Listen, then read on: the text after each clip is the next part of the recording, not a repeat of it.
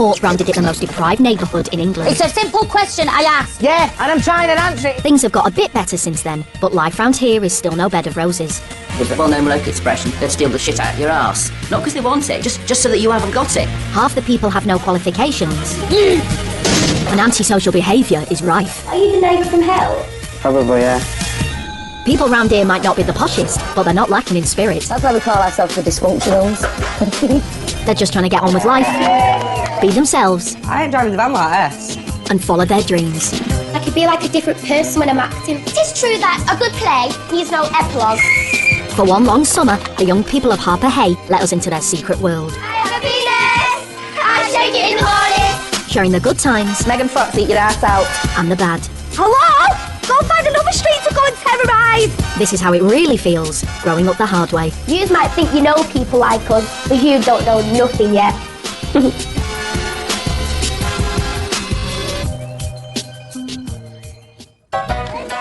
This week, young mum Sherelle's trying to avoid getting into trouble for the sake of her son, So what do I do, non-hands? while Sherelle's mum Mandy and neighbour Katie face the threat of eviction. Hello? Can you go somewhere else, because I'm not getting kicked out for no kids. At the wishy-washy laundrette, can mum and dad curb Maddie's bad behaviour before she starts high school? Well, I got a jockey on. And pregnant Louise gets valuable advice in preparation for her new life as a mum. When you're in pain and your legs are open, you just want anything to get it out. You don't give a monkeys who's looking there, who's poking there, and how many trucks they pump into you. You don't care.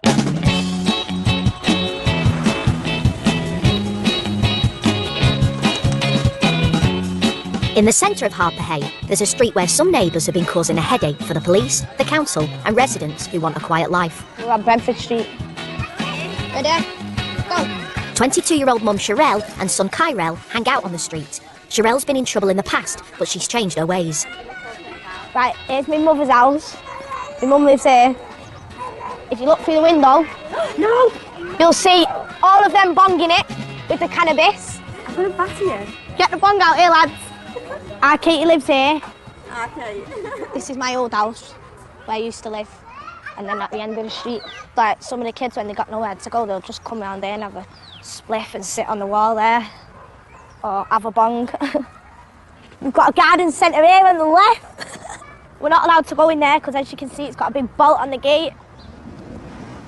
And at the bottom, we have a big field that, like, you might as well say, don't have any use to it, because every time we get something out, a motorbike or some form of something with an engine, and go on there, we get in trouble.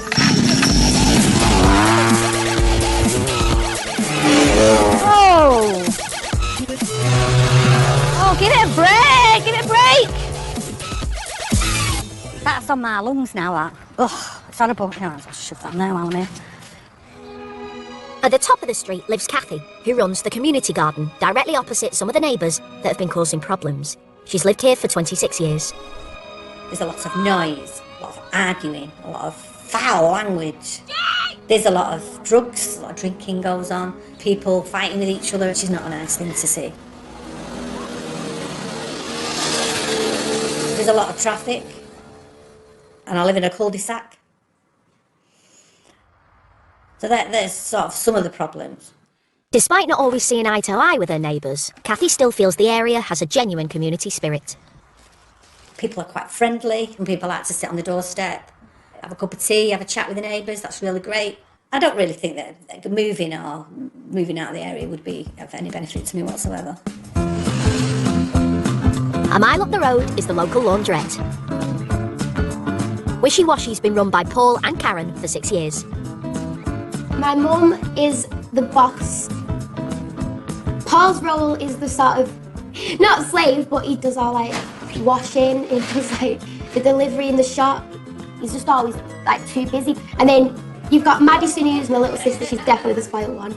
And me, I'm the mature one. Yeah, she has a go with you. Yeah? Can I go to Karina's with her? Who said? Her mum, me and Karina's gonna get the bus up. Maddie's 11 and about to leave junior school. I'm nearly in high school. Ooh, please. Come on. Are you going to be safe? I'm sure. Being 11, you don't really get to do as much. Like, you see high school people walking up and down to the houses and that, and I'm thinking, Wow, I'm only 11. My mum won't even let me walk across the road on my own. Will you go to the car first and get your phone out, please? Your BlackBerry? Oh, I don't know. You should have charged it. Running round the corner there. Okay.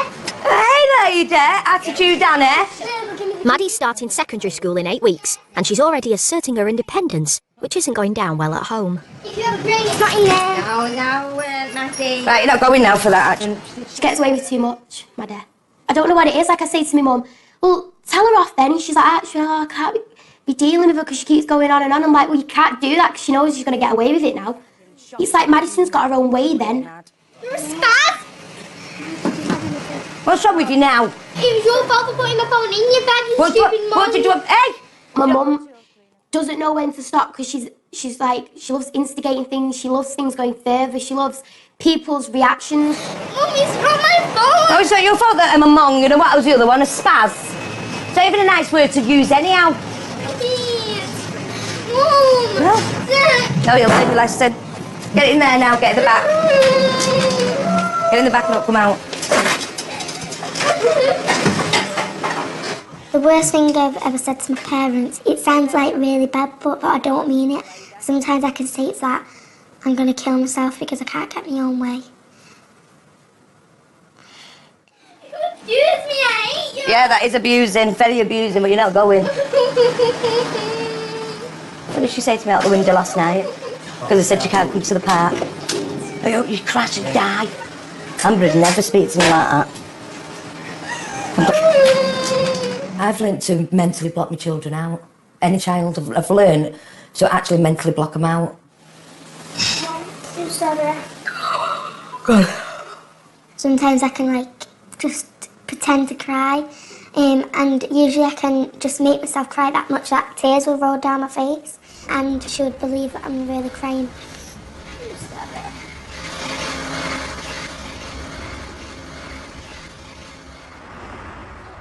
Sherelle's picking 3-year-old Kyrell up from nursery school. Full-time school! Kyrell did not have the best start in life, as his mum was serving a prison sentence when he was born. He's knackered. He wants me to pick him up, but I can't be asked. I would not want my child to follow the road I went down. No, I don't want him to be nothing like me. Big boy! Kyrell was born while I was in prison, and then before I got out, he stayed with me for a bit, and then before I got out, my mum had him. What have you been doing today? While she was at college, Sherelle started dealing Class A drugs. Some days I'd say I'm going to college when I wasn't even in, and then I'd go and sell drugs, yeah. I was making quite a bit of money a day. It was all right. Sometimes it was a bit of shit, but it was all right. It was doing more than getting me by, put it that way. My son's dad, he's in prison now as well for armed robbery, but he'd be like, he's not got long left. You done me a picture with pencil. Sherelle's not been in trouble since she came out of prison, and she's determined to lead a crime-free life. She's also resolved to make sure Kyrell stays on the straight and narrow. I worry about him sometimes because of the community, like the environment sometimes in a good environment for the kids.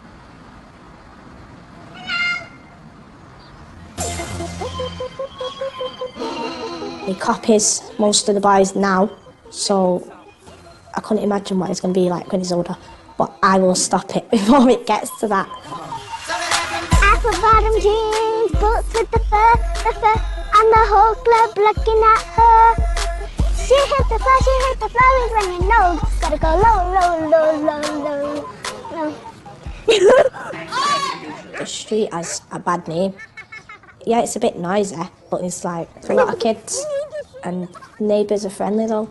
Everyone on the street knows each other, everyone's friendly. You can just leave your kids outside, and as long as one person's on the street, that one person will watch all the kids. Put your coat in, Anna's. Right. Mum, you gave me the bag of clothes yesterday, and you haven't got to change clothes now. All island, washers, cookers, microwave, fridges, dishwashers. In her spare time, Kathy works as a community guardian. A community guardian is a volunteer for Manchester City Council.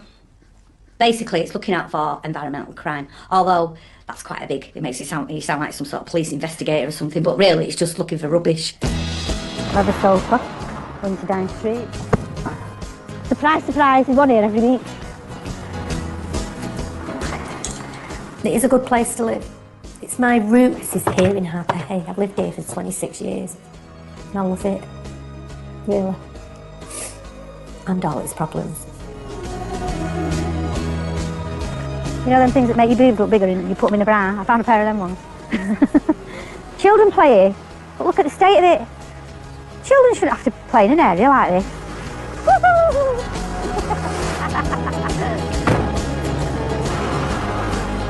These are empty because people have left. That one's empty because they got kicked out. So we've now got 6 empty properties on the area. That just means more landlords, doesn't it? And, you know, I just think they've ruined our communities. Nick Taylor. Nick, the landlord, he thinks that he's welcome on the street because he's got a few houses on the street, but no one likes him. So, Carol, tell me what you've done today.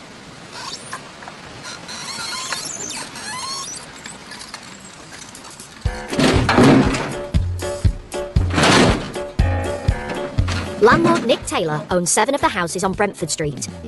Most of his tenants are on housing benefit. He's a familiar face in the area. Nick, put your ass away. It's leaving out. Shouldn't have been looking. You should be bending over in front of everyone then. I think generally the people are friendly, unless you're a landlord and therefore you're deemed to be wrong. Look, he's still got it out. That's dirty, that. It's like as if in the old days when if you were a woman or you were black or you were gay, you were therefore wrong. Yeah? Now, you're only wrong if you're a landlord or a banker. Yeah? We're just wrong. There's nothing we can do. Whatever we do, it's wrong. You're not getting away with this, Nick. You're naughty. You're a naughty and you're a shitbag. You know what I mean? Your PhD is there, yeah? Mine's there. So bring it on, mate. I mean, it was only, 20 minutes ago I was told by a tenant I was going to have my head kicked in. And all I say is, anyone kills me, my wife sells every house in Manchester in one auction. And you're all homeless. Wow, the jacket's way big. Although it's a few weeks before Maddie starts high school, she's trying on her new uniform. There, and clip it down. Oh, well, it fits you. Fits you better than it fits Maddie. That's really ridiculous. No. So it's like a proper bloke. Well, that's what we've got to do, isn't it? Paul has learned to keep a low profile when the Wakefield girls start dressing up. Oh, you see, like, knickers, bras, fucking like this and that. Stockings, like, fucking like flying about the house, like, you know what I mean? It's unbelievable. You know what I mean? It's fucking mad. What's the skirt look like? Andy. You don't wear a fleece under your blazer. No. You might as well just put your blazer on it. Try it, man. Maddie, stop talking like a chav. I'm off to that. We're best bars. Who's the idiot that put it on the radio? Your dad. He's not just 3 women he lives with, it's 3 wakey women. The Wakefields, what we say goes. Like, if I'm right, then I'm right. And if I know I'm wrong, I'm still right, because Paul can't be right. You know what you look like? One of the footballers out of the 30s.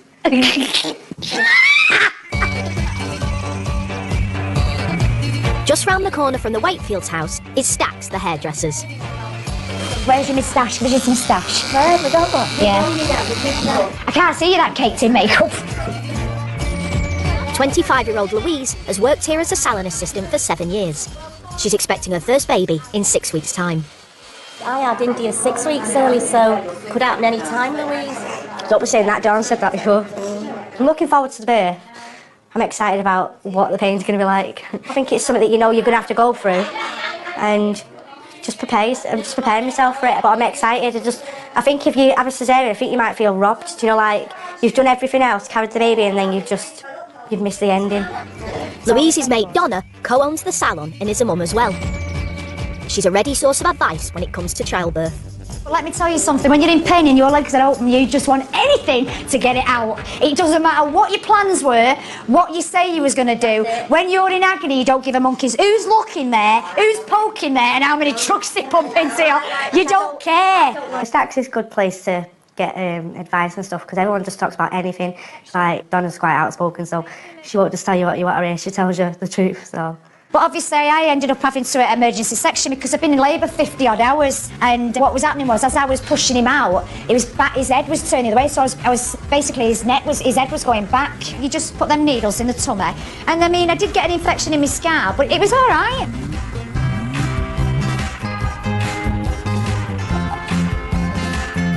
Sherelle's had a visit from the police while she was out, and they've asked her to call back. Hello, I've received a note through the door yesterday afternoon saying that someone's called out to see me. I've got an orange slip and then this number at the bottom. As soon as something happens, like, police will come to Brentford Street because they know a lot of kids are on Brentford Street, and without a doubt, someone will get the blame on that street. Yeah, but how can you get the complaints if I don't have a stereo? Neighbours have been complaining about loud music. With her past record, Sherelle's keen to stay off the police radar. I don't know. Maybe they don't like me. Maybe they just want me out. Right. Okay. All right. Okay. Bye. I don't want to go back to jail. I don't want to get in trouble again. Obviously, everyone gets into trouble and does things wrong and does, like, stupid things, but I just don't want to get arrested again.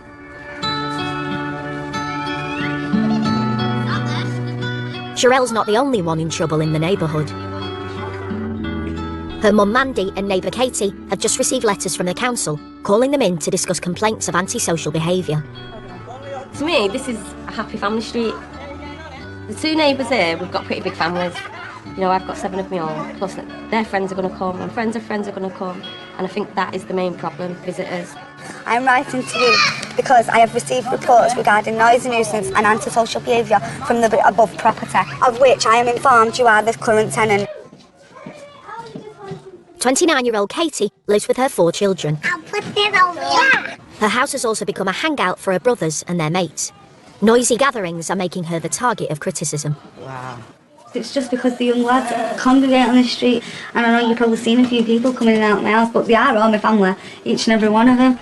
There's a serious chance that the 2 families could be evicted. I think, myself, we're all going to get an ASBO. I don't know why, but I've just got that feeling. We're going to get an ASBO, or maybe an eviction notice. Landlord Nick owns both Katie and Mandy's houses. He's having to deal with complaints from the council and from the tenants who feel they've been harshly treated. This letter has really angered me, Nick. It really, really has, because I have done nothing, and absolutely nothing, but try and keep the peace around here on this street with absolutely everyone. Sorry, I was meant to go and sign this tenant to these people. Yeah, I'm sorry, Nick. I'll see you tomorrow, yeah? Right, just not having people backstab me, though. Okay. I'm not having it. Sorry, I've got to go. You ain't my landlord. Basically, everyone's scared and thinking they're getting kicked out. Don't know who's going to go. Don't know who's going to stay. We're hoping we all stay.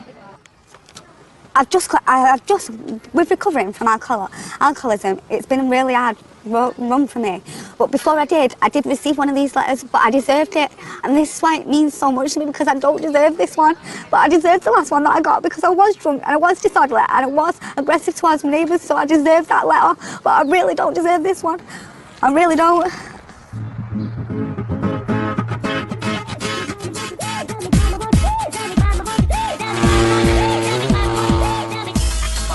It's Maddie's last week at junior school, and she's going to her leaving prom this evening.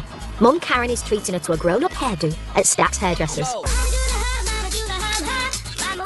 Stack's is well known as the local talking shop, and conversation is not always aimed at customers Maddie's age. The subject under discussion today is clairvoyance. It's very sad that people have to find that comfort. Yeah. Because they don't go to these people to have the cards ready for no other reason. My Auntie Elaine went to one of the ones that did the film stars. I like them shoes. The film stars, and she told her that she was going to meet a man with really nice eyes. Now she was gay. She's gay, right? But believe it or not, because of what she said, she actually started seeing somebody in work that she loved his eyes, and he ripped her off for 30 grand. So I said to her, next time you go to one of them, I'll flatter you myself. See you, Joe. How are you doing under there? I think that I'm probably in the middle now, like, I can act childish, but sometimes I can act a little bit grown up. What do you want to be when you're older? A director in Hollywood. Do you really? Do you? And if you can't be a director in Hollywood, what else would you be? And if you couldn't be a singer, what else would you be? Now that's better. You're better off having a backup plan. Are you good at writing? Keep writing. That's for a definite. Well, look at her that's just done them 50 Shades of Grey. She's actually sold more copies than Harry Potter first come out. Sometimes I can understand what they're saying, and sometimes I can be like really confused, so I'm just like, what are you saying? It's really, when you think about it, most married couples are one of them, innit? Pull me night down when you're finished. It gets a bit boring, doesn't it? It depends. Doesn't it? Then once you start playing games, it gets boring. It's weird, isn't it? And sometimes they can talk about their boyfriends and about them getting like married and stuff, and I'm just so like, should I join in this conversation? I think most fellas stray with prostitutes because basically the women don't do what they want them to do. Yeah, that probably is the main reason. No, it's because the wives won't do it. No, a lot of women. Denise, don't forget, they have fantasies, and a lot of women won't do it where they can go and pay for it to be done, which is fair enough. Because they've always been around, haven't they? Even in the Roman times, they were around. Right, Shirley Temple. It's a good town. Is that all right for you? Yeah, do you like it?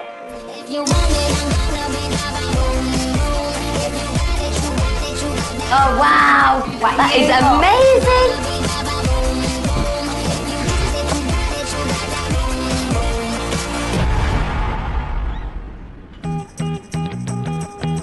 Back on Brentford Street, Nick's on his daily rounds. There's a rumour cannabis may be being cultivated at one of his properties on the street, and he's taking a closer look. First stop is Sherelle's mum Mandy's house, which was the site of a cannabis grow before Mandy moved in. This area, many people smoke cannabis. Because people are using the stuff, it's got to be produced by somebody somewhere. So, yeah, I would say the two local industries for Harper Hay was growing weed and stealing other people's weed as it halfway when it was grown, so that's like one business.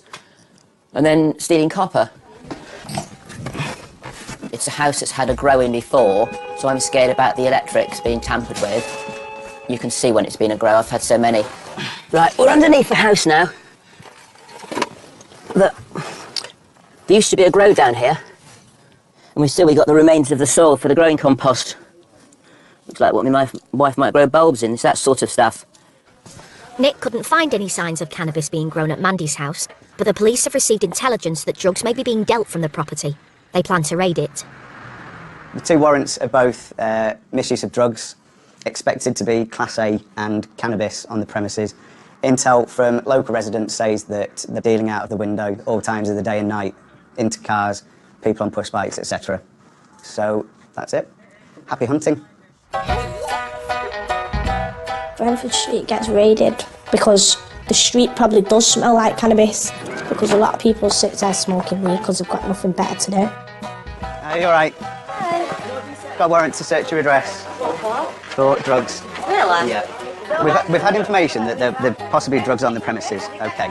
If someone gets raided, everyone comes out in the street and everyone's like laughing and joking about it. Some people even pull their phones out and record it.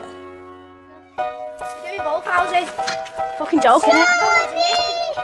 After a thorough search, the police don't quite get the drugs haul they were expecting. It's just the one snap bag of cannabis and then some basic rubbish leaf, which would have come from maybe a bigger deal that's just basically the scraps off it that aren't worth smoking. Obviously, yeah, I smoke weed. Everyone does in this world. But that's all they found was personal. Of mine. I took it. The occupier of the house, they're going to get a street warning, which is basically the lowest level of punishment for cannabis possession that we can deal with without a criminal record. At Stack's, Louise's mate Donna is known for a zero-tolerance attitude on matters of law and order. What about even prisoners now? Prisoners are actually getting the right to vote. Yeah, I know. How pathetic is that? You get locked up in a five-star hotel, and then now you're allowed to have lottery tickets and win the lottery, and now they're allowed to vote. This country is absolutely... Do you know all these do-gooders? They want lining up against the wall and they want shooting. I mean, if it was up to me, they'd be on bread and water and they'd be locked in the cell 24 hours a day. Pregnant Louise is just 4 weeks away from her due date. When she was a kid, she knew more about prison than most. Her dad Matthew was constantly in and out of jail for theft and drug offences, and his criminal lifestyle brought the family face to face with danger. Yeah, looking at me, you wouldn't think butter melt. Oh. But you was a rogue, weren't you? Well, it had to be. It was always confrontation with your petrol bombs and stuff. Yeah. When we lived on Damheading, you was throwing them petrol bombs out the bedroom window. Yeah, that was all down to my lifestyle and the way I was, why the kids got crap. There was a time when a gang of lads come to the house. Really, I should have run because there was gunmen, these men. And they come for a bit of trouble with me. I said to the lads, I said, if you want me, you get me on the street, you don't get me at my house where my kids are.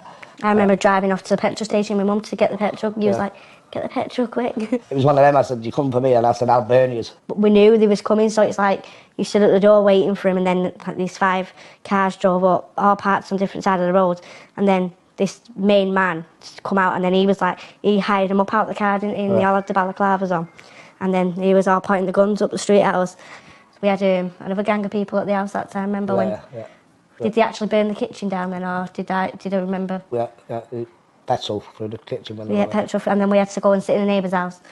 I just remember being rushed out the front door because the kitchen was on fire, and then the neighbours took us in, and that's all I remember seeing.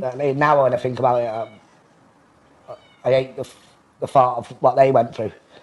Never mind what I went through, but what you was going through must have been horrible, having parents like that. Must have been. We survived it, didn't we? Yeah. They're not too bad. You have to laugh else you cry, innit, really? Yeah. I wouldn't want to bring my child up I was brought up because Mum and Dad was like on drugs and stuff, but I don't regret it because I wouldn't be the person I am today. Now I can sit back and laugh at the stories and I think we all got through that and we are who we are today. There's nothing worse than a person that's had a bad upbringing that blames the way their life has turned out on their upbringing, where Louise and her family don't do that. They just get on with it.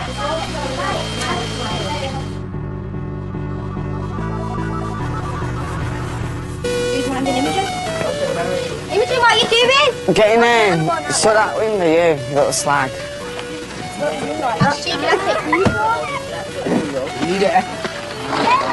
Are you? Back on Brentford Street, the police raid hasn't dampened spirits. Sherelle and some of the lads from the street are off to a party, and she's dropping Kyrell off with friends for the night. No hands. No hands. You're coming, Dylan. See you later. You kiss.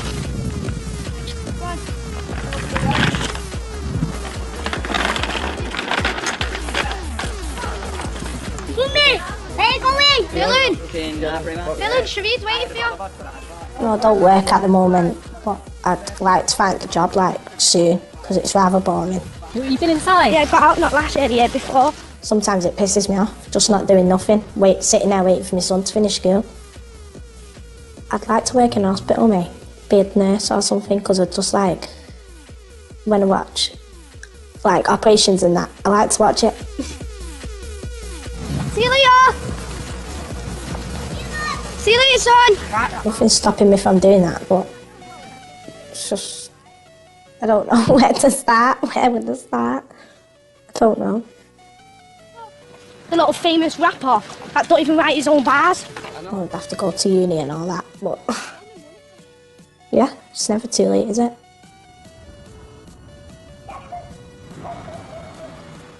Maddie's starting at her new high school next week, but she's enjoying the last few days of her holiday, staying up late with big sister Amber. No, you delete me.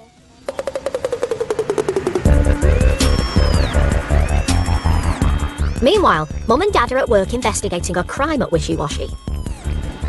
Karen and Paul run service washes for customers who want their laundry done for them. Earlier today, they left a service wash running in the machines, and CCTV evidence suggests the clothes have been stolen. Look, there's the cloths. And the bottles. There's his shirt. There's his trackies. His trackies. I want every bit of him back, pal. A bunch of mitt mops. Got you sweaty, old, fanny ass, and right round at her house.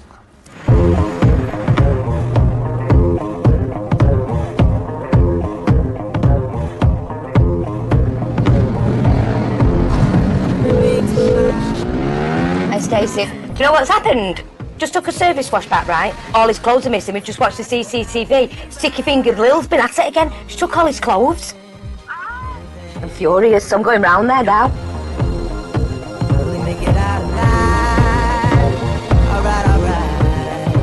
Hey, old Lord, you stole the washing. Come to the door. Come to the door. Open your door. What's wrong, love? You stole some washing from the laundrette. I want it back now. I want it back now. I've got you on the CCTV. With your fat ass mates stealing washing. And the That was bottles trolley you and put it the on top cloths. of. We want it back. We've I got want it tracksuit. back They're the now. grey tracksuit bottoms. Yeah. You've got them No, on. damn Get it you off. on. Got them on. No, damn you on, love. You've got the tracky bottoms on your legs. We want them back. No, that's not your tracksuit buttons, love. You were warned last time you nicked washing not to come near my shop Well, I again. haven't got nothing. No, you to have. love. You've got all the items of washing. We want them back. I haven't got nothing. I don't like rowing me, but I'm flipping good at it. Get the fuck away from my No, I won't. I won't. I want my stuff back. Don't you dare speak to me like that, you old crow. With no prospect of getting their washing back, Karen and Paul are in for a long night. Others in Harper Hay are hoping for a more relaxing evening. 71. 47. What about me? I wanted 46. I went 30. 43. Pregnant Louise comes to the bingo every week with her dad Matthew. It's where they spend quality time together, now Matthew has left his criminal life behind. 77. Oh, 77. Have you been going to pregnancy classes and that? I've got the midwife on the Tuesday morning and then the class after it. I want to ask for a water birth, but they're not always available. Yeah. Since he's been off the drugs and everything, we're really close. Now it's more like father-daughter relationship where we actually enjoy spending time with each other, and it's just changed so much for the better. That psychic said I was having it 2 weeks early, didn't she? Well, don't know. I hope not, because I'm not ready. I'm proud of Louise because she just, for what life she's had and how good her life is now, and she's dead happy, and you can see it, you know. I think she'll be a top mum. She's very caring, she always has been. 3 and 2, 32. 7 and 8, 78. The police. Karen and Paul are still on the trail of the suspected laundry thief, and now the police are involved. Well, I think she's wearing a pair of grey tracksuit bottoms. They brought a healthy amount of backup. Shouldn't you be in bed now? It may be gone midnight, but it's not too late for Maddie to call in a sandwich order to Mum.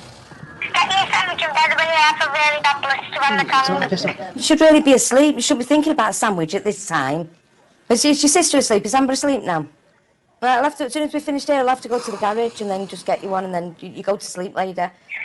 Yeah, no. Right, I'm going now because I'm bringing her out. Bye. She's got insomnia. Come on. Right, I'm going in. Hopefully we'll have you back soon, can't we? Hey! She deserves everything she gets. The suspect was never charged with a crime and is adamant that she didn't steal the clothes. After helping the police, Karen and Paul don't get home until 2 in the morning, but Maddie's still awake and in no hurry to go to bed. My dad. I've just got to nip and take the dogs. So she can cook. My mum has definitely gone a lot softer Madison than she was with me, because when as a child I had a strict when I went to bed and stuff. But I listened to my mum. I was always in bed for like 7 when I was like a younger kid. But Madison's never had a set time ever. Oh no, no. Can't put her with that all the way to the park. Crystal! What time is it? Very late, my dad. Yeah, but what time? Talking 2 o'clock gone. How long have I been awake for? Yeah, it's ridiculous. This crap gonna come to the park with you and take the dogs.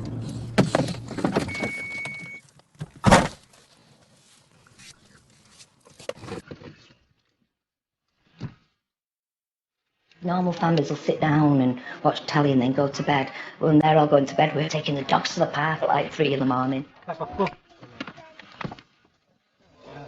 Not like normal people, but I don't like normal people. I find them boring. I love my family like millions and millions. Like, if you had to say to me, what's more important, your life or like your family, I would probably say my family.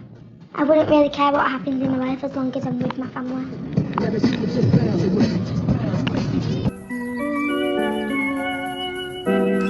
See ya. Today, Sherelle's mum Mandy is going to the police station.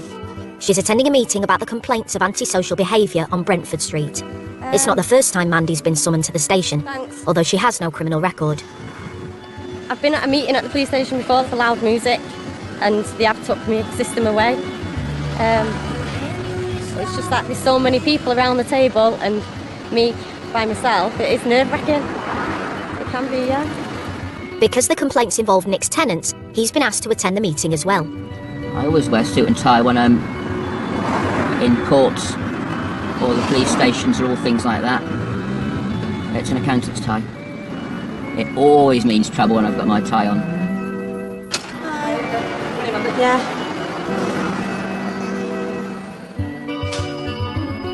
Mandy's neighbour Katie is also attending. The meeting with council officials and police is behind police doors. Despite her late night, Karen and Paul are dragging Maddie out of bed in preparation for school in 2 days' time. Come on, girlie. Can I help us at the shop? I'm really tired. Seen the time, lady? 10:30. You know what time you've got to start getting up soon, don't you? 7:30 every morning. We don't know how you're going to do it. Maddie gets tired when it comes to morning when Maddie's really moody. But like that moody, like she ends up just screaming the house down. I'm tired, Mum. Children over 16 years old. Sorry, you don't fall into that category. I don't give you any anyhow. Well, I'm tired. Don't care. Turning into a little drug addict at 11 years old. You're not allowed him. I knew you wouldn't be allowed him. Right, Maddie, go and get dressed. We've got to go. Do you want some Pro Plus? Look, you need something. Look down, look down. Go down, Paul. Get in the car. See you then. I'm going to do my nutting.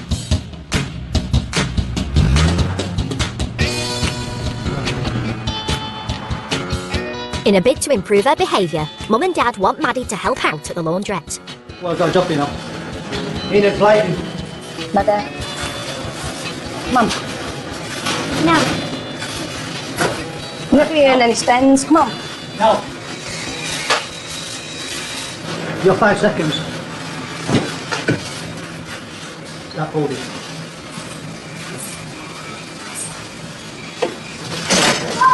Do I have to help you with your thing? Well, you're not slamming about. What people? What do you want me to give Your Majesty?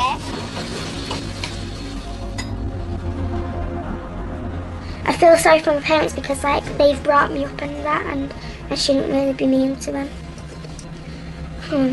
I don't know where I got like all this kicking and punching stuff from, but like I don't know why, but I'm always miserable.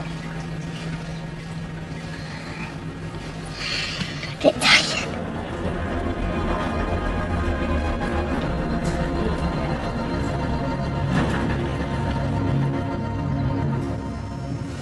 Brush. Right, where are you passing, Chuck? This side. Over at Stack's, it's business as usual. Almost. Louise has started labour and she's come to the salon to take her mind off the pain. No, Jamie, now you're on my arse. Well, she went in labour and it was about 5ish yesterday afternoon, and then I think she went early hours to the hospital and then obviously come home, and then she went at 8 o'clock this morning, but it's still, she's come home, hasn't she? So she's in very slow labour, isn't she?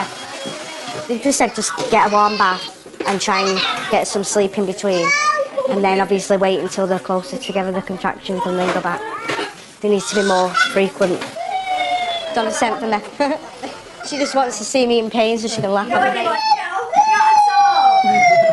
Well, we was all hoping that it'd be over and done with today, because I need to get out on the piss with her, and it's just delaying it even more. I can't wait to go out and wet the baby's head. When I see babies in buggies, I'm not one of these that I'll like go up and oh look at the baby and all that. I'm not that way really. In fact, I couldn't really be bothered. But I do it obviously because it's the nice thing to do, isn't it? It's being polite. But no, I'm not maternal. I'll text you later. See you in a bit, girl. I feel for her. It's better when it's quick and it's over and done with, isn't it? On Brentford Street, Katie and Mandy are back from their meeting at the police station. They've received a clear warning. If they can't control the visitors hanging round outside their houses, someone will have to go. Yeah, but we're going to get chucked out, and at the end of the day, I'm not getting chucked out for no fucker. I'm not. Yeah, well, where's the asphalt stand? You need to tell them to come on. Hello? Can you go somewhere else, because I'm not getting kicked out for no kids, right? I've got kids. You're not here for nothing. Go and find another street to go and terrorise. No, I'm not doing that. No, smoking bombs and all that. I'm talking to all of you. Smoking weed down there. Who's getting the shit for it? The police have just told me. You was stood there smoking it. He's related to you. There you go. No, I'm not having it. You don't need to really have a bit of respect and do what we say, because at the end of the day, if we do what we say and keep our doors shut and you're still on here, you'll all get removed yourself by the police. It won't be our fault. You know, I say it till I'm blue in the face. I've got 4 babies. If it was just me, I wouldn't be bothered. I know things affect me really badly when I get so emotional about it. It's a joke. Everyone just thinks it's some big joke, and it's not. Not when it's people's lives that are getting fucked up in the process. It's not a joke, do you know what I mean?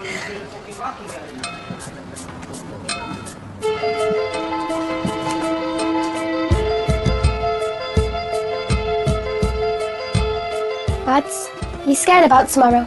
Yeah. Why? It's the night before Maddie starts school, and finally, she's ready for bed by 9 p.m.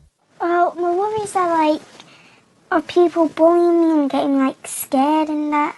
At school, I was naughty. Very naughty. Yeah, I was naughty. Yeah, I've got expelled from school, me. I hope Madison will be better than me at school, yeah, definitely. That's one thing I will drum into her head is education. I'll be strict on that. Anyway, you'll have a good day, so night. You little stupid girl. Madison at high school, she's definitely gonna mature and get older. I reckon high school will really sort her out. Right, babe. Right, you know what to be scared about when you go to school tomorrow. Right?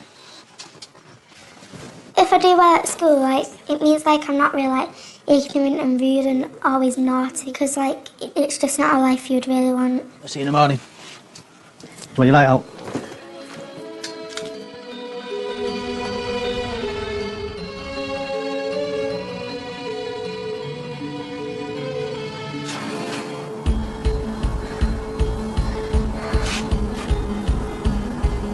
At the local hospital, Louise's labour is in the final stages. Boyfriend Johnny is on hand for support. Just want it over and done with, so she's not in that much pain, but knowing that you can't do anything about it, she's just got to run a course. Wrapping it a little bit, to be honest.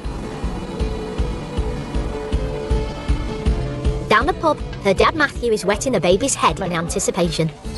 I don't like it going through pain. That's why I come away and thought I'll go for a bite, it'll be easier. I'm getting pissed, basically. I'm celebrating, she's on the way. That'll do me.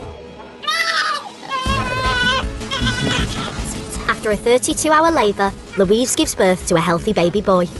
I know that I'm going to make a good parent and give my child everything I've got. I want to be like that normal family that you see walking down the street with the mum and dads and the cosy home and stuff, instead of going the way my mum and dad did.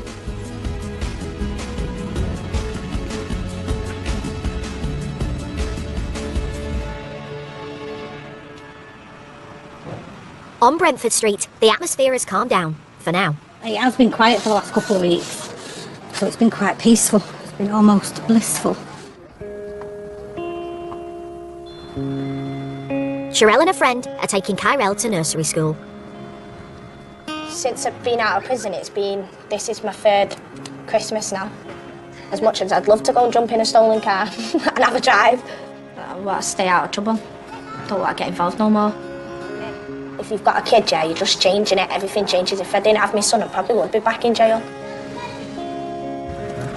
Karen and Paul are picking up Maddie from her first day at secondary school.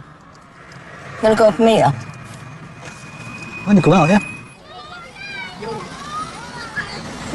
Madison means the world to Paul. Even though he doesn't show it, there's his daughter, he does love her, even though he's strict. But I know he'd die for the kids. Yeah.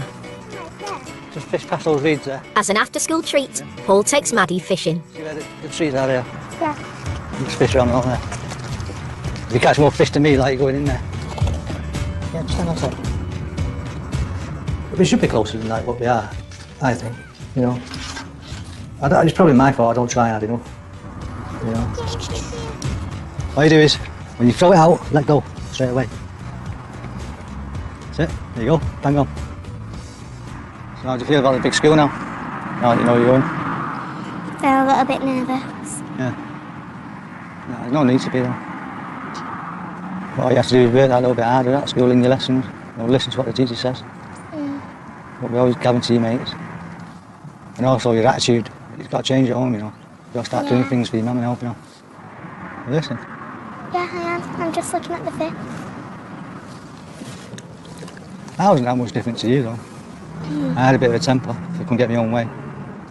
I never went to school or anything like that, you know what I mean? So everything I know, I've sort of like learned myself, like self-taught, you know. But how did you teach Whereas yourself that good? I'm not that good. Dad, you're brilliant. Yeah, like it's good. Like I've got all my achievements now. You know what I mean? I've got you. I've got your mum. I've got Amber. But I want you to be more than what you can be. You know what I mean? I want you to like be able to go out and just take all what you want. I don't know. I love her. She's my girl. You know what I mean? She looks a lot like me. Yeah. She thinks a lot like me. You know. But no, she's my girl. It's my baby. Yeah. No problem. It looks like it to me. Thank you, Dad. I think.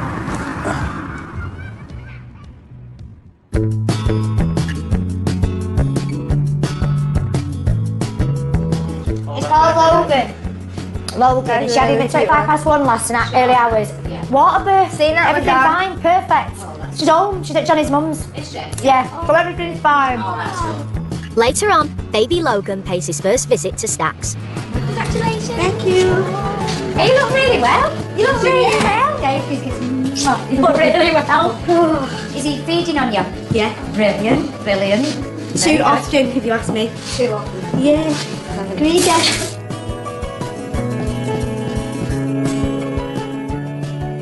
Come on then, lad. Let's have a look at you. Let's have a look at you. Hey? Oh, he's gorgeous. Aren't you? Hey? Yes, he is. I'm your Auntie Donna and I'm going to do your wedding. Yes, I am. Yes, I am. You'll know my voice.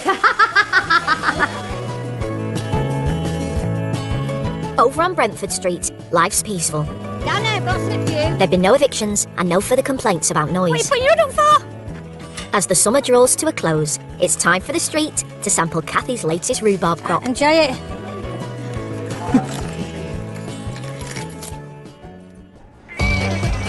Next time, market trader